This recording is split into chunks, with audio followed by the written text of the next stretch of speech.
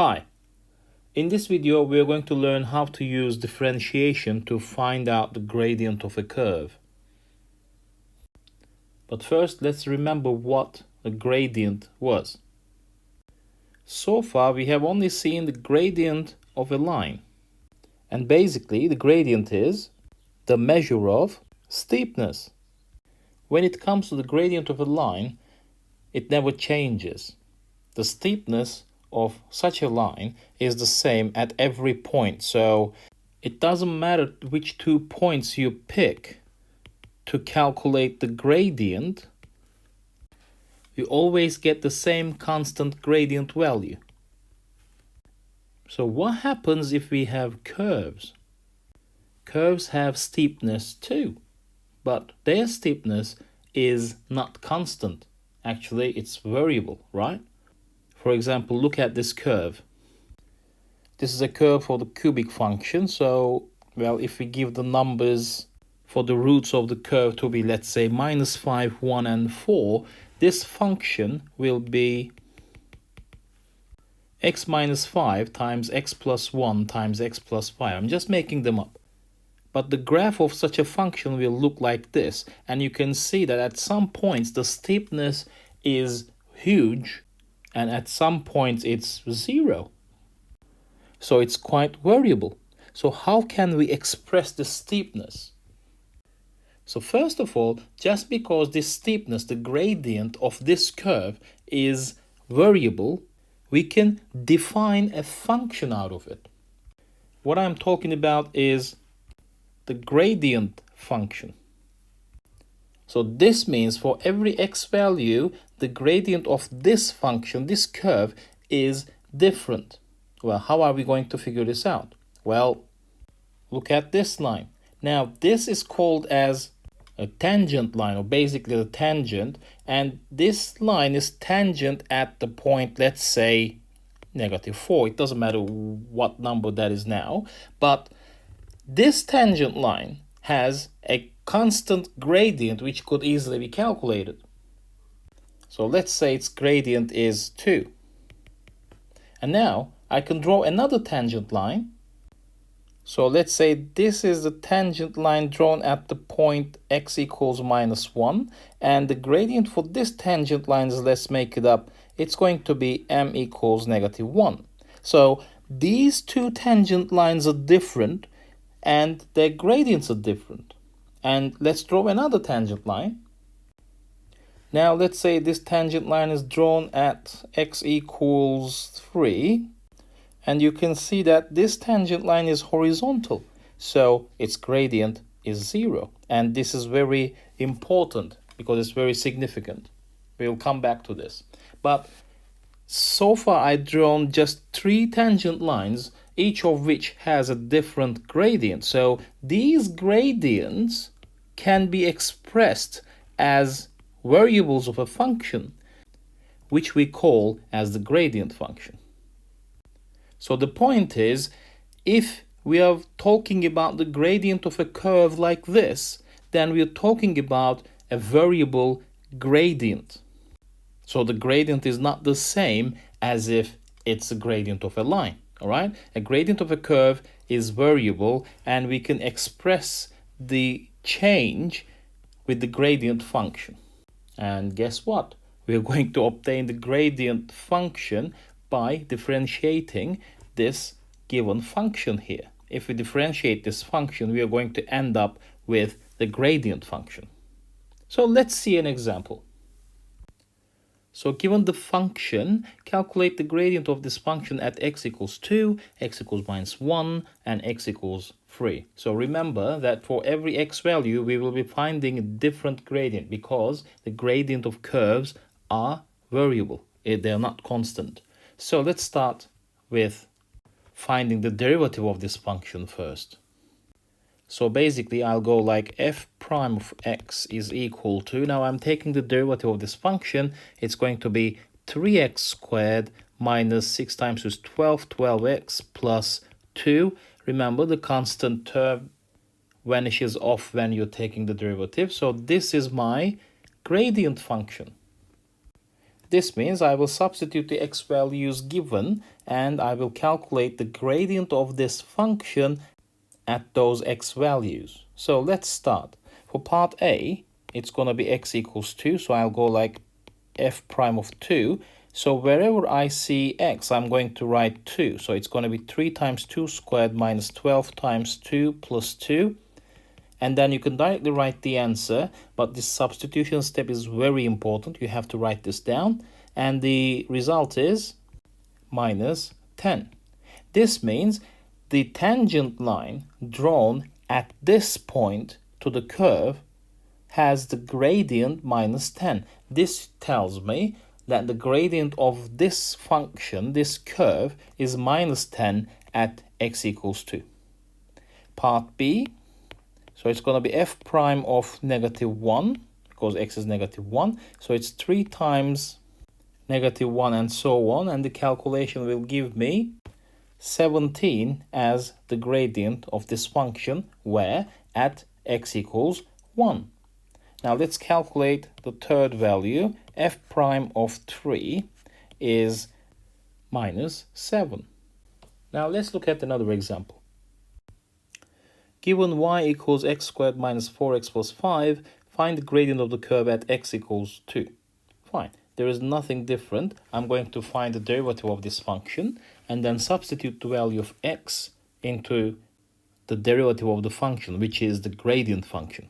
So the derivative of this function is dy over dx equals 2x minus 4, right? So if I substitute x to be 2 here, it is going to be 2 times 2 minus 4. It is 4 minus 4, which is 0. Now, this is significant because we just found the gradient of this curve to be 0 at x equals 2. So this means if we sketch the graph of this function, we'll have something like this. And let's look at now where x equals 2 is, right? And we have found that the gradient at x equals 2 is 0. This means we have the gradient of the tangent line drawn at this point is 0. So the gradient of this line is 0. It means it's horizontal. Now, such points are called as stationary points. What happens at these points is that the curve comes from, let's say, decreasing, and after the stationary point, it goes up increasing, or vice versa. But definitely, the curve changes direction. If it's decreasing after the stationary point, it starts increasing. Or if it is increasing, then after the stationary point, it starts decreasing. So that's why sometimes these stationary points are called as the turning points, because the curve literally turns back. We will come back to stationary points later on, but note that they are significant. So it's very important to locate those stationary points. At which values of x do we have a stationary point or more than one stationary point at a curve, right? It is very important to find such x values. So let's see another example. Find the coordinates of the stationary points of this function. Okay, now the first thing I'm going to do is I'm going to differentiate this function so that I'll get the gradient function. So f prime of x is 3x squared plus 8x minus 3. So this is my gradient function, and I'm looking for the stationary points. What I know is that the gradient of this curve, or any curve, at the stationary points is 0. So basically, I'll be solving a quadratic equation. So I'm going to find two x values where the gradient of the curve is 0. So let's calculate. First I go like 3 times negative 3 is negative 9. I'll think of two numbers that multiply out to negative 9 and add up to 8. So it's going to be 9 and negative 1. 9 minus 1 is 8. So it's all set. I'm going to go like 3x squared minus x plus 9x minus 3 equals 0. So if I take x out from the first two terms, it's going to be 3x minus 1 inside the brackets, plus if I take 3 out, it's going to be 3x minus 1 again inside the brackets. Now that these 3x minus 1's are the same, I'm going to take that out.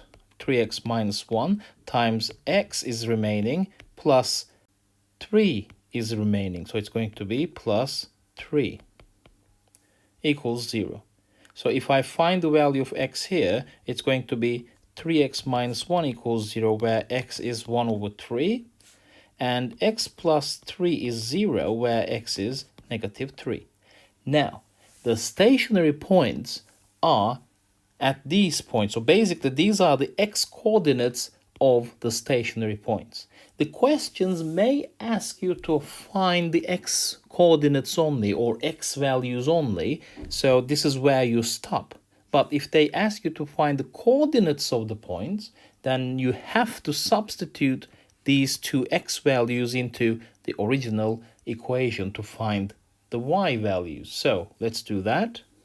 For x equals 1 over 3, y equals minus 311 over 27. So the first stationary point is 1/3 and minus 311 over 27.